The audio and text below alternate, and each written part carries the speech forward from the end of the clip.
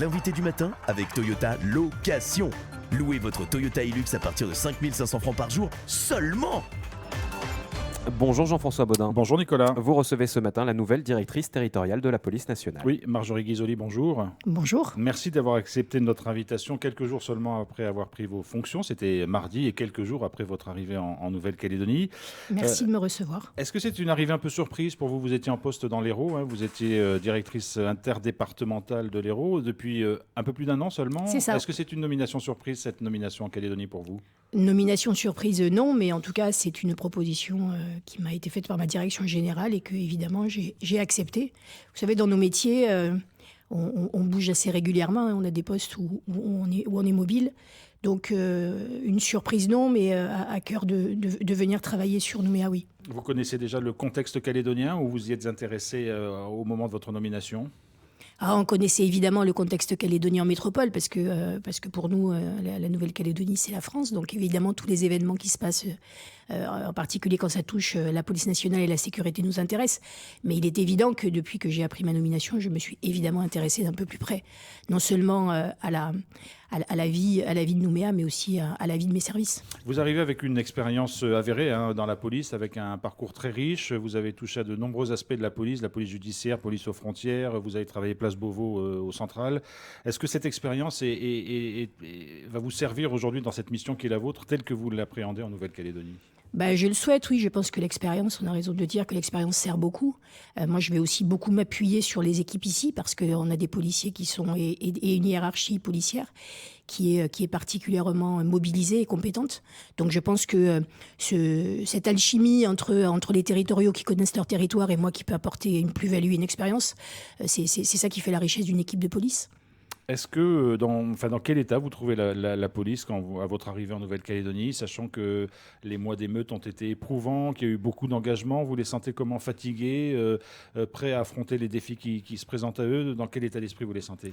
Alors vous avez raison de dire qu'à l'instar j'imagine, de tous les habitants de la Nouvelle-Calédonie, ils ont vécu les événements de manière en direct et de manière un peu brutale. Il n'en demeure pas moins que moi j'ai commencé à tous les rencontrer. J'ai affaire à des policiers qui sont engagés, qui sont vraiment courageux, qui ont le sens du service public et qui sont particulièrement tous engagés dans l'avenir. Le passé évidemment, parce que ça va nous servir aussi à travailler sur l'avenir. Les process à mettre en œuvre, tout ça, c'est important. Mais je suis convaincue que nos policiers, tels qu'ils me l'ont exprimé, sont véritablement ont à cœur le sens du service public et de la sécurité. Je rencontrais hier, pas plus tard qu'hier, des policiers qui ont été blessés. Qui ont été, pour certains, sérieusement touchés, physiquement et moralement. Ils n'ont qu'une envie, c'est de reprendre le travail. Est-ce qu'aujourd'hui, la police a les moyens de mener ses missions en termes d'hommes, en termes de matériel, en termes d'équipement ? Alors, la réponse est évidemment oui. L'objectif est de donner les moyens, même si on est loin, mais nous avons une direction générale de la police nationale qui est très attentive aux moyens donnés et aux moyens qui sont en adéquation avec ce qui est vécu. Il est évident que des moyens supplémentaires sont arrivés au regard de ce que la Nouvelle-Calédonie a vécu. Beaucoup de renforts sont arrivés, donc il y a une grande attention de ma direction générale sur l'appui qu'elle peut apporter, tant en termes de renforts qu'en termes de matériel. Après, vous savez, moi, mon travail, c'est pas de pleurer sur les effectifs, bien qu'on en a toujours besoin, évidemment. C'est surtout de mettre en place des process, de mettre en place des tableaux de bord, des pilotages, comme le font peut-être les chefs d'entreprise, pour savoir de quoi on a besoin, c'est quoi les objectifs, c'est quoi les priorités et comment on les travaille. Parce que là, il y a eu un afflux de procédures à gérer, forcément, ces derniers mois. Il a fallu s'organiser pour ça. Est-ce que le système aujourd'hui est pérennisé, en tout cas est suffisamment efficace pour mener toutes les procédures à terme ? La grande force des équipes qui étaient présentes, c'est justement de faire face à la masse d'activités, de s'organiser, d'être efficace. Et on va poursuivre évidemment le travail parce qu'il y a encore du travail à mener. Il y a encore eu des interpellations, pas plus tard qu'hier hier et avant-hier. Donc le travail se fait, mais il est évident que nous nous adaptons au regard des situations. C'est ce qui fait notre métier. S'adapter au regard des situations, est-ce que ça veut dire, alors qu'on parle d'une normalisation ou d'un retour à la normalité en Nouvelle-Calédonie, que voilà, aussi les forces de police vont retrouver leur rythme habituel par rapport à leur travail? On parle beaucoup de la visibilité des policiers dans la rue, on parle des choses qui ont peut-être disparu, entre guillemets, depuis le début des émeutes. Ben, vous avez entièrement raison, vous employez les termes qu'on emploie nous dans la police. Donc effectivement, je pense que la sécurité, c'est... Vous savez, la police, elle a deux jambes, elle a la jambe voie publique et la jambe judiciaire. C'est ce qu'on a toujours l'habitude de dire. Pourquoi ? Parce que la sécurité passe par la visibilité. C'est là où, moi, ce qui m'importe beaucoup, c'est de savoir où se passe la délinquance et à quels horaires. C'est là où il faut mettre de la police en visibilité. C'est là où il faut mettre des policiers quand il y a des rassemblements, quand les gens sont présents dans les rues, évidemment. Et puis de l'autre côté, il y a une force aussi à avoir, c'est la force judiciaire sous l'autorité du procureur. Et ça fait effectivement l'efficacité de la police. Donc visibilité, adaptation, et puis schéma de travail qui nous permettent d'être évidemment efficaces. Alors sur ces axes de travail, vous allez à la fois poursuivre ce qui a déjà été mis en place et puis amener votre touche et peut-être les éléments de votre expérience. Ouais, c'est comme ça que je dirais les chefs se suivent.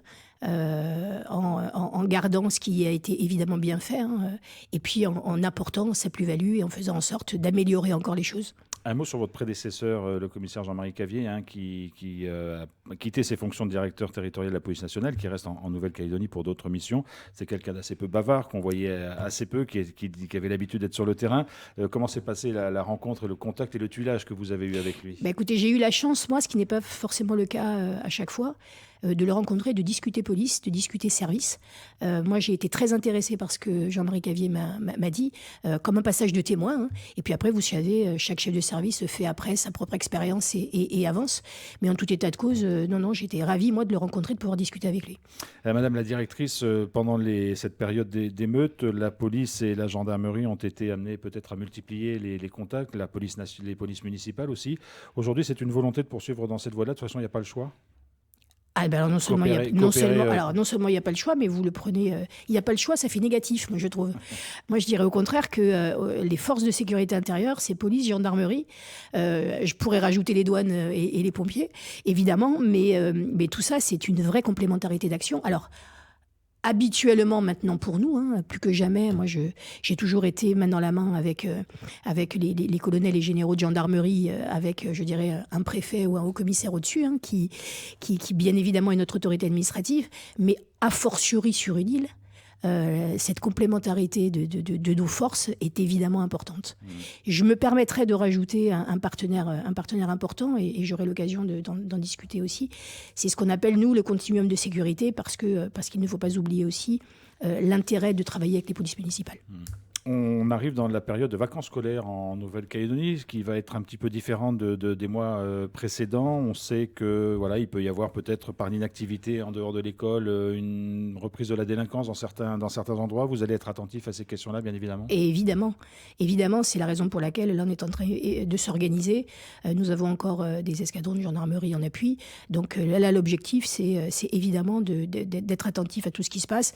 Je ne méconnais pas les problèmes de stupes. Évidemment, les problèmes de délinquance de voie publique, vol de véhicules, cambriolage, vous pouvez être sûr qu'on va s'y atteler de très près. Vous savez que les Calédoniens, et c'était avant les émeutes, parlaient beaucoup du sentiment d'insécurité. Il y avait de grands débats sur l'insécurité réelle et le sentiment d'insécurité. Aujourd'hui, les cartes sont un peu rebattues par ce qui s'est passé. Ça veut dire que là, il faudra être très vigilant à tout ce qui se passe. Évidemment, vous pouvez compter sur la police nationale pour faire en sorte d'être non seulement sécure, mais de lutter contre ce phénomène d'insécurité en nous voyant en piéton dans les rues. Alors vous êtes là depuis quelques jours, vous prenez vos fonctions, quelles vont être vos premières actions, en tout cas les premiers axes que vous allez développer?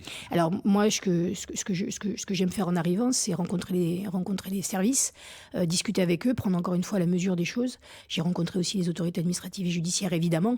Je vais évidemment m'atteler à travailler sur le partenariat, à travailler sur des opérations de voie publique et à encore une fois, à faire en sorte d'améliorer tout ça. au service de la population. Mais les enjeux, on les connaît. Hein. Voilà, moi, ce que je veux surtout, c'est préparer l'avenir, préparer 2025, être attentif à ce qui a été vécu pour anticiper, encore une fois, les process qu'on pourra monter. Et puis allier efficacité de voie publique, efficacité judiciaire pour faire baisser la délinquance si d'aventure elle devait remonter. Un dernier mot, Marjorie Ghisoli. Vous avez parlé des renforts qui sont actuellement en Nouvelle-Calédonie. Vous travaillez tout cela avec le haut-commissaire et avec le général de gendarmerie pour harmoniser tout ça au mieux, évidemment. Évidemment, ouais, c'est tout l'intérêt. Mais aujourd'hui, il y a encore des renforts dans la police. Oui, il y a encore de l'appui, évidemment, et on souhaite tous que ça se maintienne parce que c'est au-delà, je dirais, des policiers locaux qui font un grand travail. C'est un appui éminemment important. Et puis ça nous permet aussi, en complémentarité, d'adapter les lieux, les horaires et d'être partout aux bons horaires et aux bons endroits. Marjorie Ghisoli, la nouvelle directrice territoriale de la police nationale, merci beaucoup d'avoir accepté notre invitation. Et je vous remercie de m'avoir reçu.